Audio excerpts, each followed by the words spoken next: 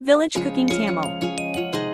ஒரு விசில் விட்டா போதும் ஜவ்வரிசி பாயாசம் டக்குன்னு செஞ்சிடலாம். எப்படி செய்யலாம் பார்க்கலாமா? குக்கர்ல 2 கப் அளவு மெஷரிங் கப்ல ஜவ்வரிசி போட்டுக்கோங்க. இது கூடவே 2 கப் அளவு தண்ணி ஊத்திக்கோங்க. அதாவது டம்ளர்ல அளந்து ஊத்திக்கோங்க.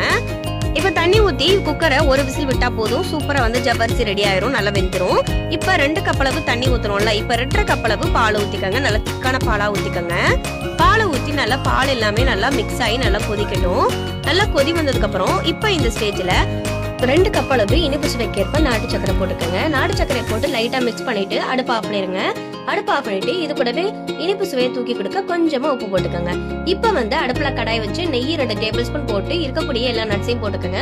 நான் இன்னைக்கு முந்திரி, பாதாம், பிஸ்தா எல்லாம் போட்டிருக்கேன். இது கூடவே வால்நட் போட்டிருக்கேன். கொஞ்சமா ஏலக்காவும் போட்டாச்சு.